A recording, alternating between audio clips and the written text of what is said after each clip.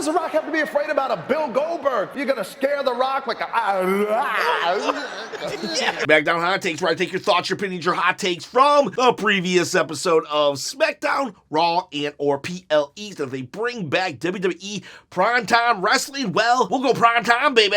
All right, so let's go with Goat Buggy. I guess the Miz and Carmelo Hayes storyline got dropped after the Miz went back to Hollywood, and I feel bad for Carmelo Hayes because he's not doing anything on SmackDown. Oh my gosh, I feel bad for him too. He was the first draft pick of SmackDown, and then look at him now. Look at my boy. What have you done? What have you done? You've done nothing. Actually, you've done nothing with Carmelo Hayes, and this absolutely sucks. The guy, I know he's not one of the bigger dudes on the roster, but like, he has a lot of talent. At the very least, he should always be in that upper mid card, let alone vying for main event. I don't get it. I remember like a couple of months ago, maybe 6 or so months ago, I got really like, oh my god, I can't believe they're burying Carmelo. Don't put him in a feud with Braun Strowman. And everybody was like, relax. Not everybody, but a lot of people were like, relax.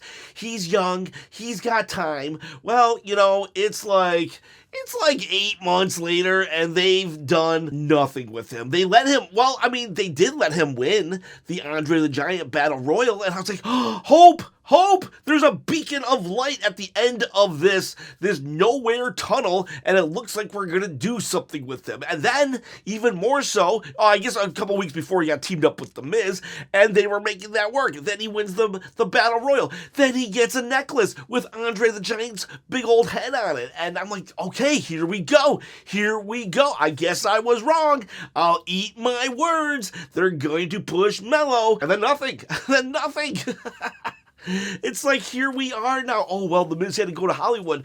Okay, so what? Like, he could have gone to Hollywood and they could have continued pushing Melo. Like, you know, look at my hands. I'm that shrug emoji right now because I just don't understand this thought process with Melo. Well, you can't push everyone. Honestly, you can. Like, I reject the notion that you can't push everybody. Now, I will say not everybody can win, but I reject the notion you can't push everybody because I know for a fact that during the Attitude Era, whether you were Crash Holly or you were The Rock, everybody had something going on, even Kai and Ty. Like, here, you know what? Instead of just complaining, let me book something real quick. Don't worry, we have other hot takes, but this was kind of a mid-SmackDown, and so, like, everything was copy-paste this SmackDown, and what they could have done was, they could have just had Carmelo Hayes walk up to Miz and say, hey, you're back, what's up? And then Miz says, no. And Carmelo was looking a little like, what? What did I do? And Miz says, I've been gone for 6 weeks, and where are you on tonight's SmackDown? Oh, I wasn't booked. You weren't booked. Why aren't you banging at Nick Aldis's door and getting booked? Why aren't you this? Why aren't you that? Blah, blah, blah, blah, blah. The Miz cuts one of those promos that he's known for, just berating Carmelo Hayes for his, like, not being hungry enough, right? He says something along the lines, when I was gone, you did not text me at all, asking for advice, asking for nothing. And Carmelo says, I texted you one time, and then Miz can say, you texted me asking where was the Dre necklace, because he's no longer wearing it. So we can just do a little callback even. And he's like, well, yeah, but that's, you know, I misplaced it. You misplaced it. That Battle Royal, that was the biggest thing of your career, and you lost the trophy part of it. And he just like, Miz is like, I am done. I was a main eventer. What he said to Jacob Fatu, he says it again. He's like, I was a main eventer. Da, da, da, da. I'm not wasting my time on people who are not hungry enough for this sport. And then he just leaves Carmelo Hayes. And that will set into motion something for Carmelo where, yes, it will look like he got buried, but not really, because it's all part of the story. And then Carmelo is like, yeah, you know what? I do need to be more hungry. And so he like goes to the ring and he says, I'm going to beat every single person on this roster. Everybody's like, wait, what? Yeah, and that's his goal. Give him a mission.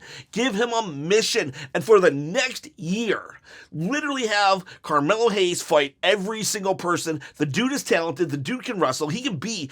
I would rather see him wrestle someone new every week than just, and I love the tag team division right now, but it's like the tag team division is just like, I don't know, it's just rotating everybody real quick. Like, have Carmelo just fight everybody. So the first week he fights R-Truth and he wins. Second week, he fights JC Mateo, hate that name, and somehow he wins. In 4 months, he goes up against Damian Priest, right? And Damian Priest beats him once. And he's like, okay, well, this is who I gotta fight until I beat him. His mission is to literally show everybody that he's tougher than you think and that he can beat every single person on the roster. Good guy, bad guy, don't matter. And maybe Damian Priest wins 2 matches, 3 matches, and it becomes an obsession for Carmelo Hayes. And there you go. There you go. You got something for him to do, a mission statement. I made that up in 2 minutes? 2 minutes. And you're telling me that a team of 8 writers, and I know they have that many because I saw your Unreal commercials. You have a team of writers, a big old white race board, and you can't figure out a way to get Carmelo Hayes on TV. And this applies to way more people than just Carmelo Hayes. What's R-Truth doing? What's LA Knight doing, who just got out of a main event program? Oh, well, Seth Rollins got injured. Okay, pivot a little then. Are you telling me that in, 2004, if Rey Mysterio had gotten injured, they wouldn't have figured out something else to do with Eddie Guerrero? Now, granted, I'm probably getting my years wrong, but you get what I'm saying? Like, you could find something for LA Knight to do. You could find something for Carmelo Hayes to do. We had a whole movement centered around R-Truth, and you bring him back to what? Nothing? Like, that's my SmackDown hot take. The fact that we're rehashing storylines, because make no mistake about it, they rehashed a bunch of storylines or just redid it again last night on SmackDown. Instead of rehashing, we could just be creating. We would just be creating with these characters. Here we go. Tiz Mickey, Chop. This show was bad. I'm tired, LOL, but I can't believe I'm saying this, but the best part of the show was the meaningless jelly roll tag build-up and setup for the TLC at the end. So she said that jelly roll was good and the TLC setup was good. Everything else. And where's LA Knight? Yeah. It's almost like the who's not there is becoming a glaring problem, and it's like I'm not even gonna be like, oh well, how can we have Jelly Roll on the card and not Carmelo Hayes? I'm not gonna fully go that route. I am not, wrestling. It's fine to bring in celebrities. I challenge that this was the celebrity we should have brought in, and hey, you know what? So far so good with Jelly Roll, but it's like I still don't. I'm having a hard time seeing it still, but that aside, couldn't we have cut off 2 or 3 minutes? We could have cut off 2 or 3 minutes of a lot of things tonight and given Carmelo Hayes or LA Knight or somebody a spotlight. It's like, whew. And it's just like, this show was very mid. And the reason why it was meh is because they just literally, the Cody Rhodes segment, he literally did that promo before WrestleMania. And okay, you want the old John Cena back in, and I want Carmelo Hayes, and you, the viewer out there, might want this belt on my shoulder. I'm going to give it away, though. I'm going to have a contest. We're doing a contest as we speak. At 20,000 subscribers, I'm going to give away this belt right here. How do you win it? Great question. All you got to do is comment below. I'm not even joking here. Comment below, subscribe to the channel, and hit that bell. Ding, ding, ding. Notification. Trying to quit the day job, and you can win this replica, not a toy. All right, so next hot take. Ron Talks Tabletop. I know how you feel about Jade. During the live chat, people were kind of jumping on Jade, saying, oh, she botches all the time. Then I was like, wait a minute, she hasn't botched at all. And then they were like, oh, well, this is just a 4-minute match. Well, what is it? Does she botch all the time, or does she not botch for 4-minute matches? Whatever. I'm a big Jade Cargill supporter. I know how you feel about Jade, says Ron Talks Tabletop, but she really is a natural heel with her presentation. So is Tiffany Stratton. WWE should turn one or both of these ladies. This is not a knock on their abilities in the ring, just to be clear. Oh, I 100% agree. Jade Cargill is a natural. She is such a natural heel. It's almost like sometimes when people look too good, like you want to kind of just be like, you're a little jealous and you just hate on them for it. And that's what Jade Cargill had going for her. It's like she's like this supermodel towering over people, just looking down at them. She has that look of a natural heel. Now, Tiffany kind of does also, in that you're reminded of that like cheerleader, like, and I'm not saying this like is like all across the country, but I'm saying that stereotypical cheerleader from movies that just look down on you, that just like ick, you know what I mean? So both of them are natural heels based upon their look, and it's like, why not lean into that? Or at least lean into that for one of them, because I'm sick and tired of these I respect you feuds. Triple H seems to rather have face versus face or even villain versus villain, but he never likes to have face versus villain. I don't understand that. I just don't get that. One of them easily could be heel. They don't even need to try. They both look so much like a heel. I'd probably make it Tiffany the heel because Jade and Naomi still have unfinished business, but who cares? Naomi's on another brand right now, so Jade could be the heel in this feud. Can we at least in this feud? Why would Tiffany come and help Jade Cargill? And then, in reverse, why wouldn't Jade just bicycle kick her in the face if she was stupid enough to come and help her? Carmichael says, I thought it was pretty good. I did feel like we had seen the Solo and Fatu stuff before, and that was a little repetitive, but I enjoyed Cody's promo, and the tag division chaos at the end was electrifying. Extremely excited about the TLC match. I am excited about the TLC match. That's gonna be a car crash in all the right ways, but I'm glad that you liked it. I gave this SmackDown a 5 out of 10.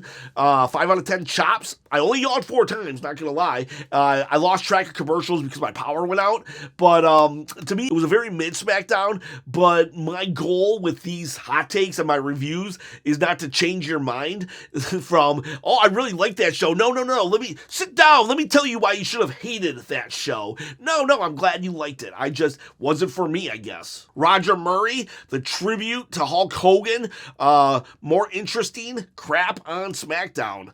Okay, so this person didn't like it. JTF 200, this show sucks. SmackDown is probably going to be one of the worst 10 pay-per-views in WWE history. See, now I think that's a little too far, though. I mean, I think that's a little too far in that one. This SummerSlam, like one of the worst in history? Nah, no way. The card is actually kind of a banger. Now, there's omission of people on this card. I'm surprised we're not getting Priest and Aleister Black. We should have LA Knight. We should have Carmelo Hayes. But just because those guys aren't a part of the card, I mean, if you look at that, this is a decent lineup. I'm actually impressed that they were able to come up with such a solid card with only a 3-week build. But that said, I could be more interested because the storylines going into SmackDown, not as great as they could be. I should care more about this spectacular card than I do. As a build, not the greatest, but as a card, it's good. Sugma Wrestling, hot take, Cody Rhodes having a second world championship reign will damage the company. I don't think it'll damage the company. I don't think anything will damage the company right now, honestly. I mean, it might be in a slow decline, but a very slow decline. And the business has changed so much that, honestly, I wonder if WWE's untouchable. I wonder if WWE's untouchable right now. And, it's like almost like they could do the worst storylines of all time and still just make money fist over dollars? I don't know. Money over fist over dollars. I don't know. Make a lot of money, basically. That WrestleMania 41 main event absolutely sucked, but very few people said, oh, I'm going to quit watching wrestling because of that. Nope, they're still making records amount. So WWE figured out the formula to just succeed no matter what. I'm not saying that's a good thing. Nada, Mrs. Tamatunga? Yeah. So do I. Fat Shady, I was shocked to find myself crying watching the 10 bell count. But here I am, 52 years old, blubbering like a baby. I honestly don't know if it was a reaction to Hulk or the fact that my childhood is dying. Ooh, that was. Let me reflect. Now, yeah, it was sad. It sucked. I already said my piece on Hogan like 2 videos ago. Spoiler alert, just conflicted. Yeah, I can't blame you, man. I can't blame you. You're only 7 years older than me. Mortality comes for us all. If Hogan had to job out to the Grim Reaper, then we all have to job out to the Grim Reaper. So our childhood, my friend, you and me, Fat Shady, one toast to our childhood, All right, so unfortunately, we're gonna have to get used to it. We're gonna have to start seeing all of our heroes go, and in all honesty, all of us have to get used to it because John Cena retires this year, and there's a lot of WWE roster 45 and up. A lot of us are gonna be seeing a lot of people retire real soon. Dreamer, copy and paste episode like EA does Madden, and now college football. That's all. Yeah, it was copy paste. Every single thing. I think every single thing has happened on this before. The jelly roll Logan Paul thing. Logan Paul actually was the one thing that was totally fresh in this when he did his opening promo. I know everybody hates Logan Paul. But when he was like, let's go Logan, I thought you guys were just saying let's go Logan because they were saying let's go Hogan. That was about the only original thing I saw. Other than that, him and Jelly Roll, they had their confrontation and then it broke down to just both teams beating each other up. Then we had the tag title match that we're gonna have at SmackDown. They just had the singles fight like they did last week. What else? Cody Rhodes literally did the same promo he did before WrestleMania, and then all the tag teams fighting each other. Nick Aldis getting mad and making a TLC match. Well, they did that actually literally before WrestleMania or a week after WrestleMania. Granted, they added 3 teams, but it's still the same exact concept. Solo Sikoa's crew beating up Jacob Fatu. Okay. Every single thing I've seen here before.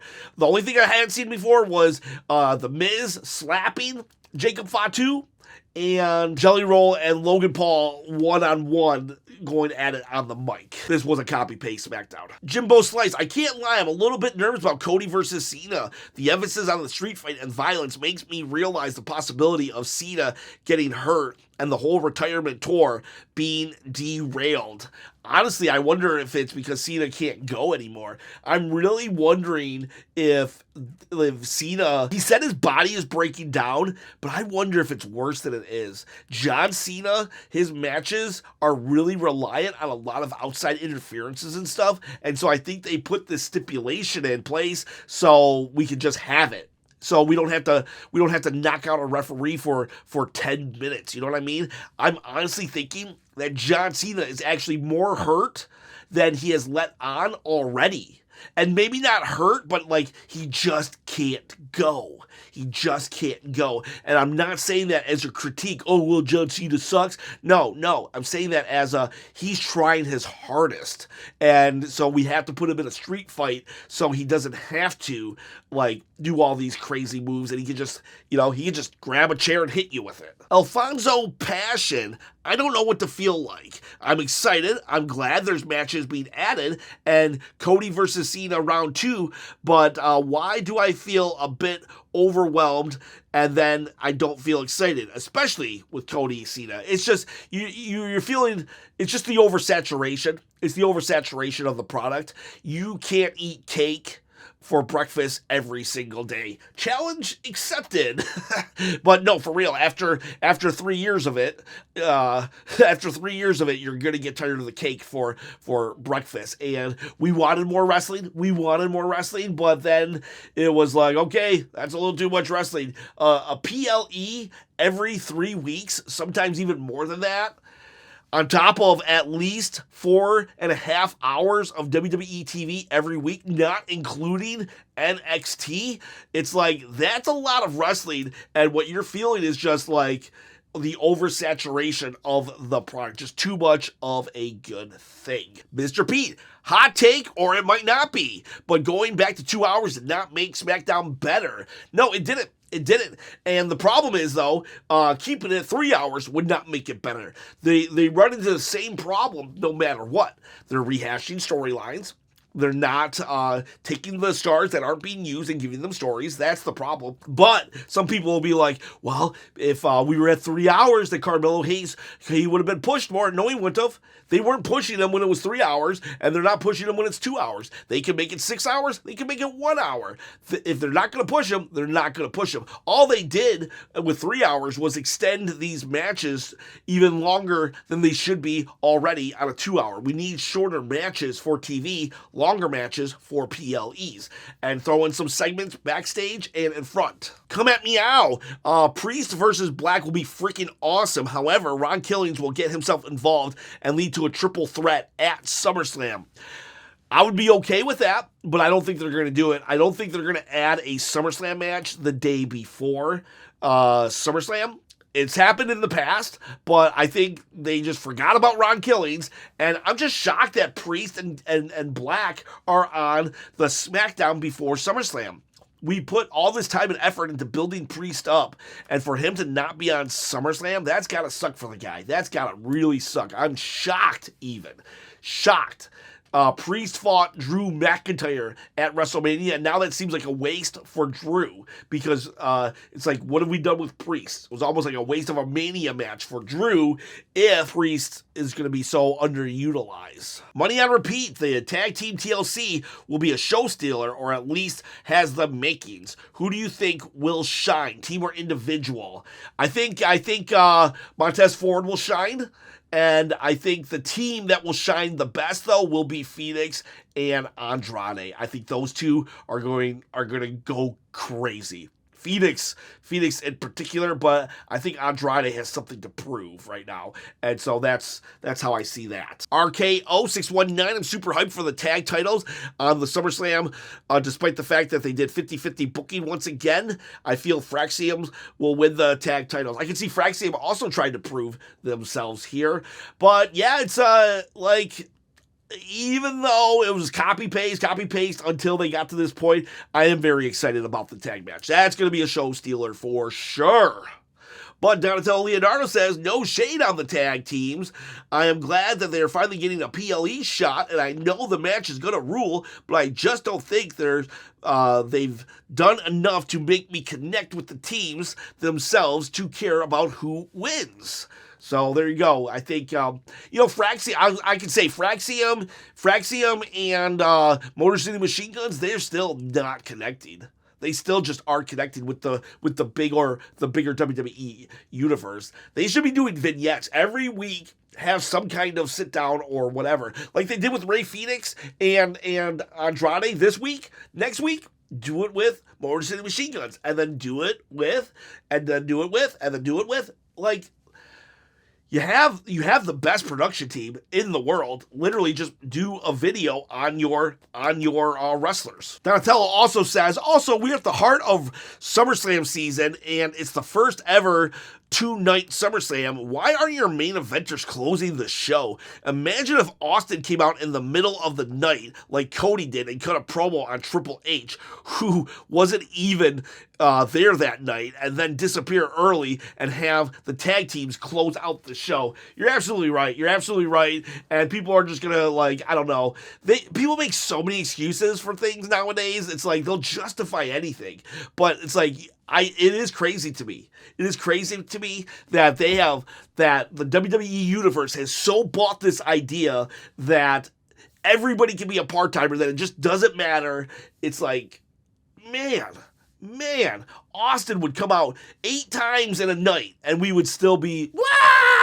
I just don't get it. I don't get how your main eventers aren't showing up more and aren't closing the show. Oh, well, John Cena's his retirement tour. Don't matter. when John Cena leaves at the end of the year, I guarantee you that this is it. Your main eventers don't need to show up ever. Your title holders don't need to show up. We're just gonna buy whatever they announce the next stadium. We're just gonna buy those tickets. Whatever they feed us, we're just gonna eat it, and we're gonna say, "Let Papa H cook." WTF patch. Just one question, Chop. Where's LA Knight? Yeah, this is the biggest event of the summer, and WWE has no stories for him. Papa H, please don't burn the dish by cooking too much.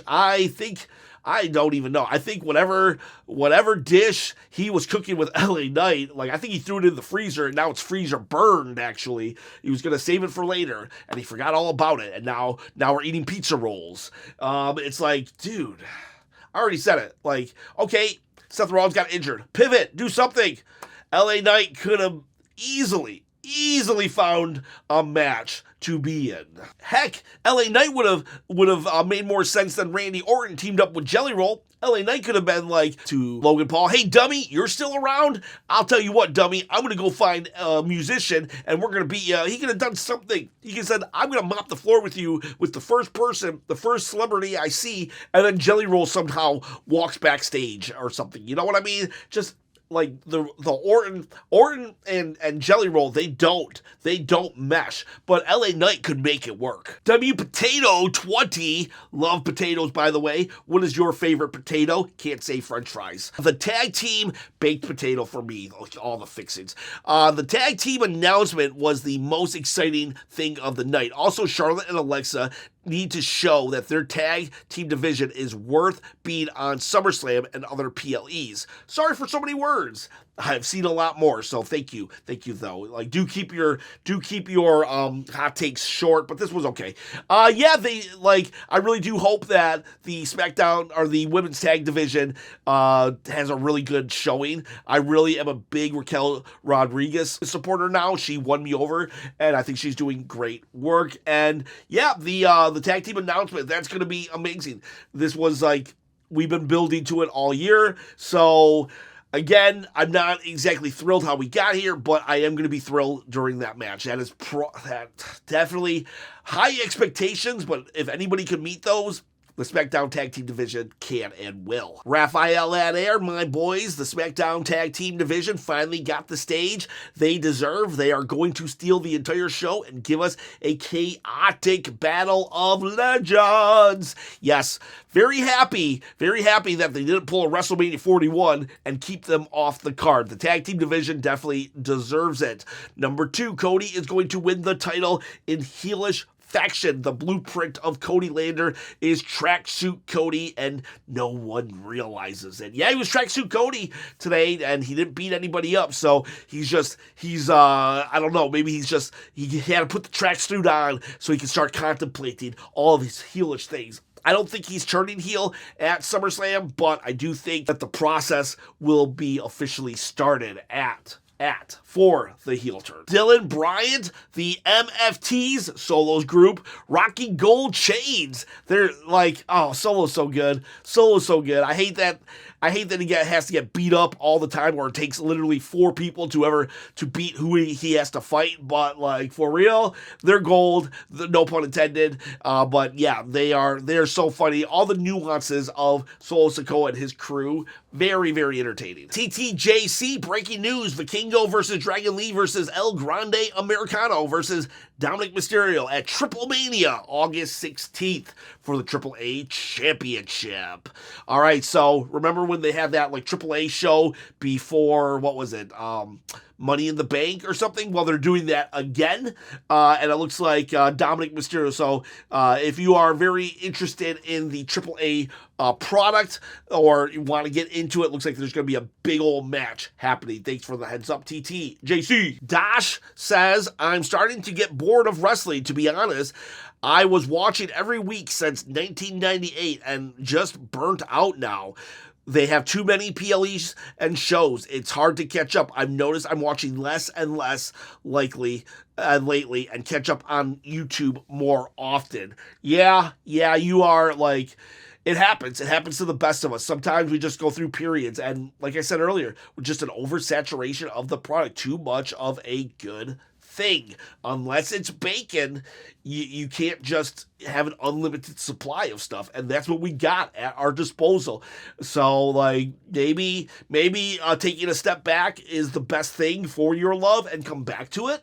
Maybe you're gone a year, maybe you're not. Keep up with it on social media, because honestly, this SmackDown literally could have been summed up in a 3-minute highlight reel. The only thing you really needed to see was the end, like when the tag teams were fighting each other, and even that we've already seen in the past. So I don't know.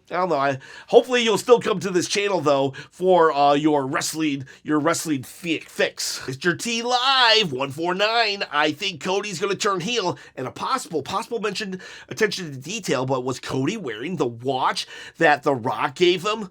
Interesting. Plus, the other day, last week, he was wearing the glasses, the same kind of glasses that The Rock uses. So, is it happening? Is The Rock going to finally come and pay off the storyline of "I want your soul, Cody"? Will John Cena turn face and Rock does this to Cody on John? No, I don't think so. I no longer believe in The Rock. He went out for cigarettes. And he's never coming back. I know we want The Rock to come back. I know on our birthdays, we open the window shades and we're like, where is he? He'll be back. Rock's not coming back until his movie career takes again. And that's sad. I wish he would. I wish he would come and finish this storyline. I really do. But if The Rock is just gonna be all his ego is gonna be just too I think his ego is too big to fit into the MetLife Stadium, and him and Triple H, they can't get their heads out of their butts when it comes to each other. Just fine, whatever. Stay gone for cigarettes. Keep buying your cigarettes, Rock. He hurt me. I'm sorry. I love The Rock so much. I really do. And what happened? That WrestleMania 41 debacle, the main event, it really soured my taste on The Rock. I'll forgive him. I will forgive him, and I'll still love him. But at the same time, it's like, I don't want that again. I don't hurt me again, Rock. Don't hurt me again. Just stay gone. Just stay gone forever, and I'll remember you making fun of Goldberg. Why does The Rock have to be afraid about a Bill Goldberg? You're gonna scare The Rock like yeah, whatever. Rock's not coming back. We just gotta accept the facts that The Rock, he's not coming back. No way. I wish. But there you go. Boys, girls, those are your hot takes for SmackDown. I appreciate every single one of you. For the Patreon members, they will have their own pick of a video. Might be on the main channel, might be on Patreon itself, but if you're a Patreon member, make sure to put in the comments below what you want for your video, and I'll make one for you. Boys, girls, have yourselves a great day.